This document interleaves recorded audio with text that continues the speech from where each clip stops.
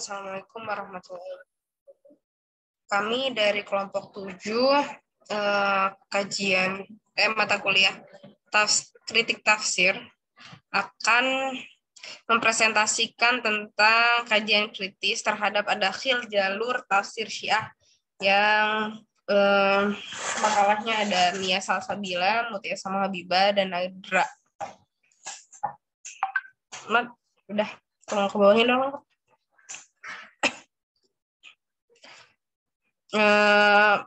Sebabnya ada yang pertama pengertian tafsir Syiah, kemudian latar belakang yang kedua latar belakang tafsir Syiah, ketiga karya-karyanya, keempat itu contoh adakhil dalam tafsir Syiah beserta analisis. Yang pertama akan dibacakan oleh Mia.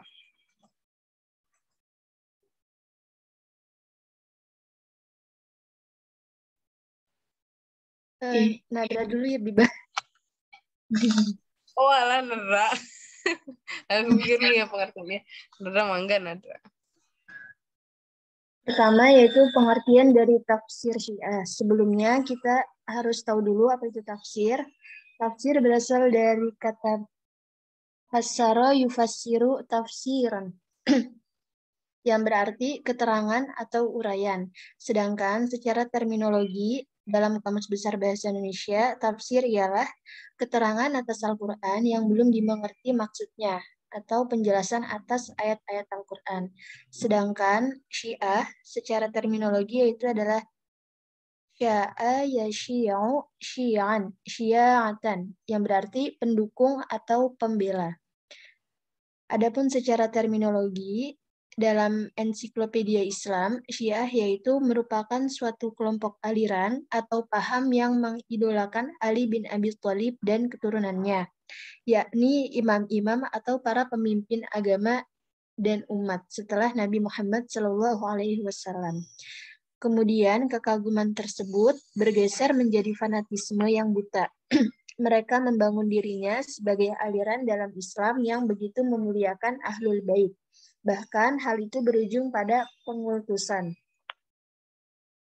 Nah, selanjutnya barulah kita mengetahui apa itu tafsir Syiah, yaitu adalah tafsir mengenai ayat-ayat Al-Quran yang muncul berdasarkan sudut pandang dari kalangan Syiah dengan menggunakan metode atau pendekatan tertentu, yaitu yang lebih menekankan dalam mengkaji aspek batin Al-Quran. Menurut Hasan al-Asy'ari, mereka dinamakan Syiah hanya karena mereka mendukung dan membantu Ali dan membantu Sayyidina Ali radhiyallahu anhu, serta lebih mengutamakannya daripada semua sahabat Rasulullah Shallallahu Alaihi Wasallam. Selanjutnya saya kembalikan kepada moderator.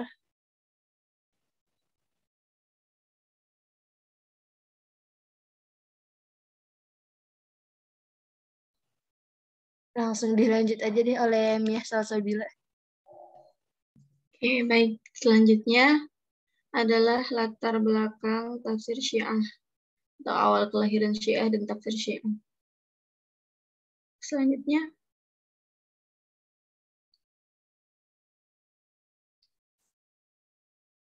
yang pertama itu ada beberapa pendapat munculnya Syiah. Kelahiran Syiah sendiri ada beberapa pendapat yang diutarakan oleh sejarawan Islam dan para peneliti. Yang pertama, embrio Syiah dimulai dengan peristiwa setelah wafatnya Nabi Muhammad SAW. Ada kelompok yang memandang bahwa Ahlul Bait adalah yang paling berhak untuk menggantikan kepemimpinan Nabi. Yang kedua, ada yang berpendapat Syiah lahir pada zaman Khalifah Utsman bin Affan. Yang ketiga, pada masa Ali bin Abi Thalib, yang ketika itu terjadi pemberontakan dengan Utsman bin Affan yang berakhir dengan kematian. Pendapat yang keempat, Syiah lahir setelah gagalnya perundingan antara pihak pasukan Khalifah Ali dengan pihak pemberontak Muawiyah bin Abi Sufyan di Perang Siffin atau disebut dengan peristiwa Tahkim.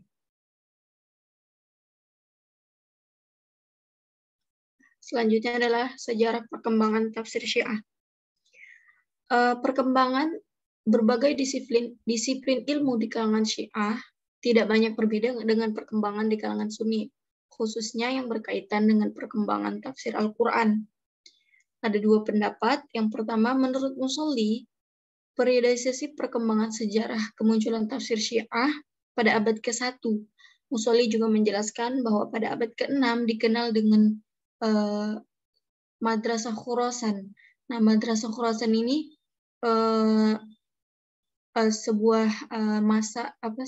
sebuah masa. Jadi orang-orang yang mengambil tafsir itu, kelompok-kelompok Syiah yang mengambil tafsir, mereka nggak cuma ngambil tafsir dari kalangan mereka aja. Mereka mengambil tafsir dari non-Syiah juga, kayak mengambil sumber dari Sunni juga, seperti itu. Pada abad ke-6, inilah muncul kitab-kitab tafsir yang ditulis oleh ulama Syiah, di antaranya kitab tafsir yang berpengaruh sampai sekarang adalah tafsir Majma' al-Bayan karya Abi Ali Al-Fadl bin Hasan At-Tarbasi. Kemudian pendapat lain mengatakan bahwa dalam sejarah tafsir, penafsiran Syiah tercatat muncul pada abad ketiga Islam. Para mufasir Syiah hampir seluruh cenderung mengadopsi pendekatan berbasis akal dalam melakukan penafsiran. Dalam ranah penafsiran Al-Quran, pada abad pertengahan lebih didominasi oleh kepentingan politik, mazhab atau ideologi sang mufasir. Menurut Ignaz Goldziher, tujuan kelompok Syiah memasukkan prinsip-prinsip ajaran kelompok mereka dalam menafsirkan Al-Quran adalah untuk mencari legitimasi dari Al-Quran mengenai penolakan mereka terhadap kepemimpinan Ahlus Sunnah. Mereka melakukan orong-orongan dan mencela terhadap kepemimpinan Kekhalifahan Umayyah dan Abbasiyah. Mereka kemudian melontarkan gagasan terhadap kesucian sahabat Ali bin Abi Thalib dan para imam.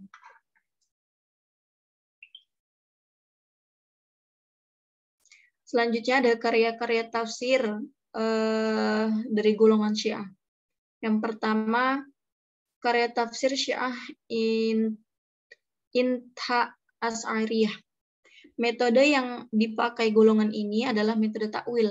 Misalnya dalam prinsip imamah, menurut mereka ucapan-ucapan imam yang maksum termasuk dalam kategori sunnah. Ucapan-ucapan para imam mereka anggap sebagai hujah dan tak ubahnya seperti perkataan Nabi. Maksudnya hampir sama dengan hadis Nabi seperti itu.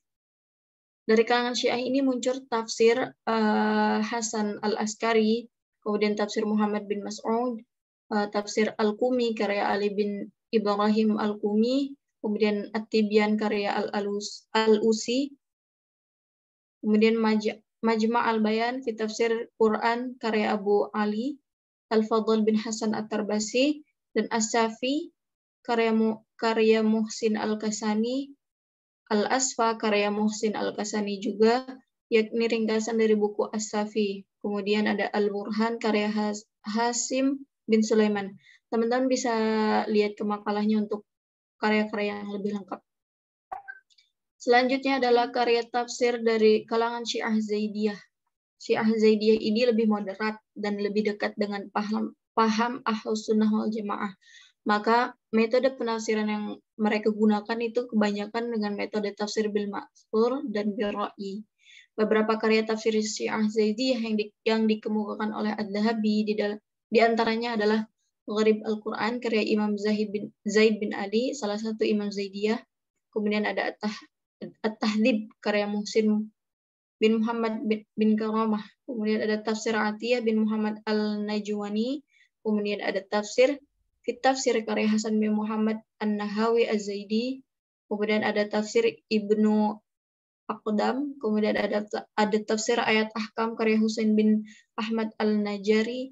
Kemudian ada Muntaha Al-Maram karya Muhammad bin Husain bin Al-Qasim, dan Fathul Qadir karya Muhammad Ali bin Abdullah Asy-Syaukani.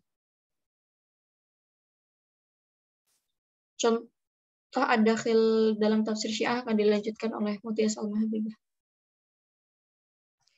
Yang pertama, ayat yang bermakna siapa yang menjauhkan diri dari wilayah Ali radhiyallahu anhu maka akan jauh dari surga.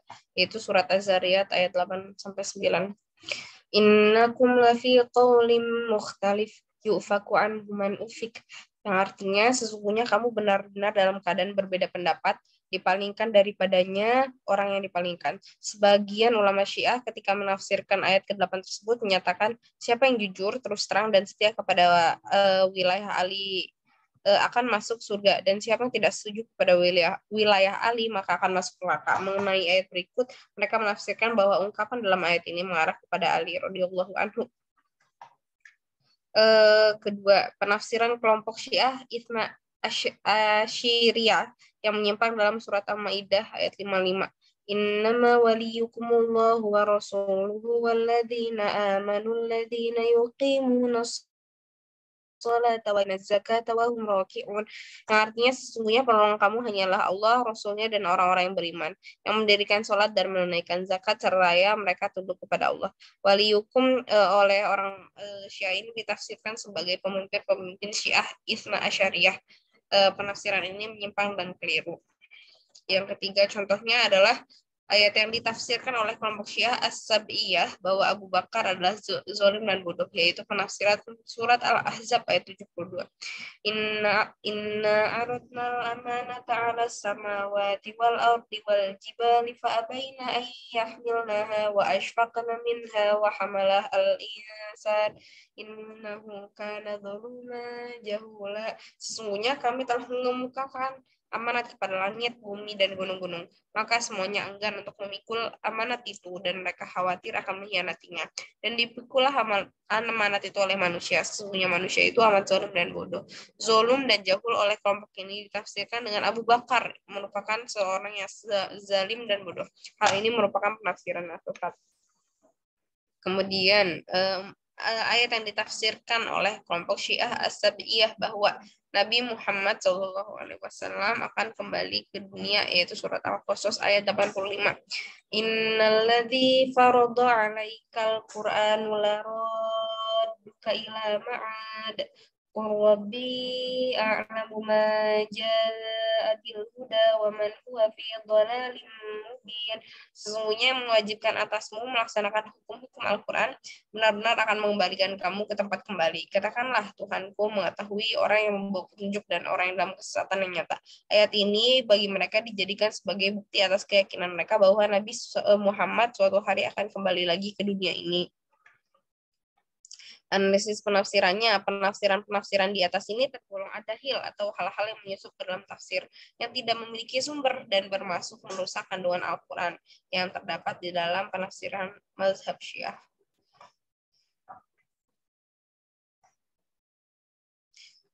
Saya presentasi kali ini sudah selesai dan saya kembalikan kepada moderator.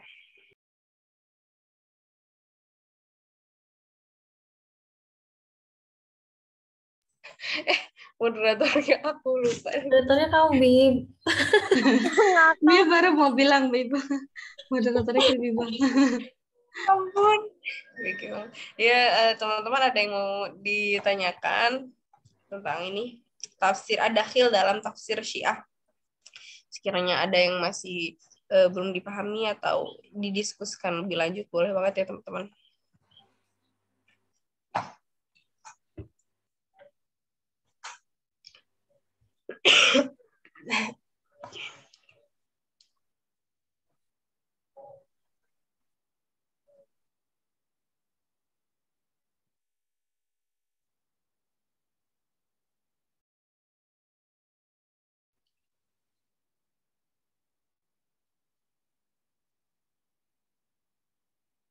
Guys, ini masuk semua kan?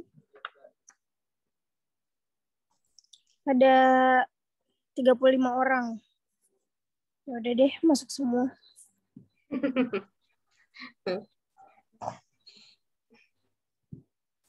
Ini kalau nggak ada yang bertanya, berarti sekiranya kita udah cukup kali ya teman-teman, boleh ditutup.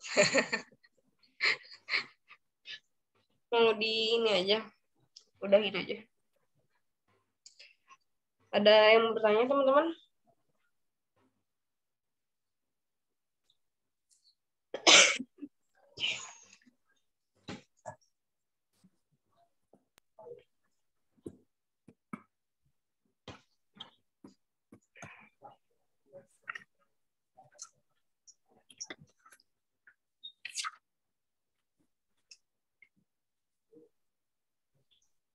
Sepertinya, Bib.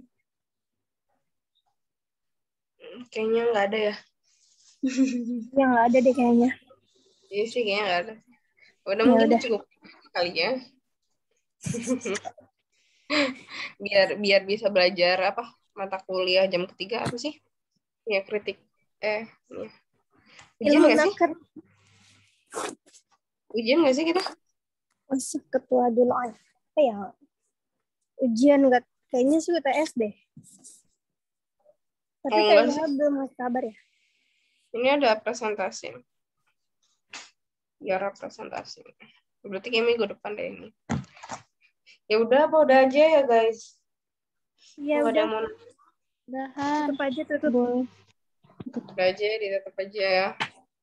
Sekian presentasi dari pemakalah hari ini. Terima kasih. Assalamualaikum warahmatullahi wabarakatuh. Waalaikumsalam. Waalaikumsalam warahmatullahi Terima kasih ya. wabarakatuh.